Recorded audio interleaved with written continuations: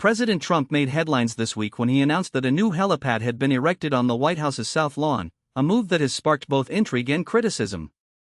According to reports by Luke Broadwater and Marco Hernandez, the construction was completed in an unusually short timeframe, a feat Trump himself described as no harder zoning thing.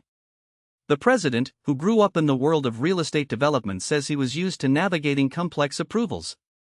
It was built by a group of contractors that came on board almost immediately after the idea was conceived. They apparently did not go through the typical permitting process that would usually involve the Office of the Curator, the National Park Service, and the Federal Aviation Administration.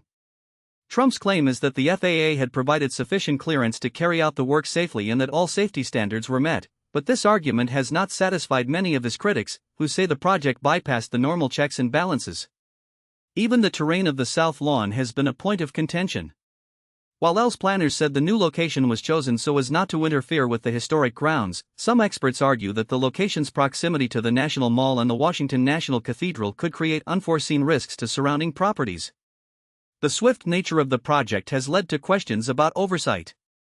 Trump has insisted that the speed of construction was necessary for operational reasons, arguing that the White House traditional helicopter program was inefficient. He has repeated that the project was designed to keep the costs low and that the final build would be a practical addition. Yet, the rapid construction also raises concerns about quality assurance and long-term maintenance. Trump's own words are a hallmark of his approach: "We've always gotten things done quick."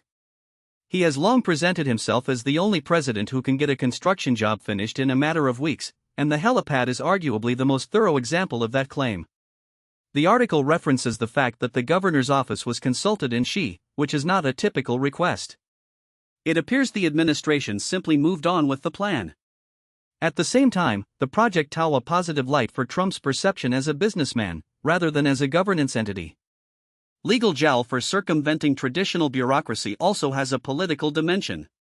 The use of a helipad as the main feature has sparked commentary in both media outlets and political circles, with some arguing that it will soon become a prominent symbol of the administration or a target for political opposition. Although supporters say the Belarus's announcement secures the jobbing entry tone.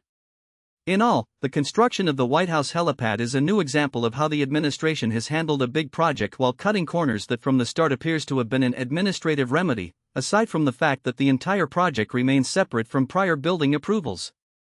In the final analysis, President Trump declared that it is an example of new standards and I*M and orchestrated the shift simply. The story says that some people have seen the movement and wanted to see what it is about, the explaining that it was all inside the official script. The full details of the amounts and the level of compliance and scrutiny are still being examined.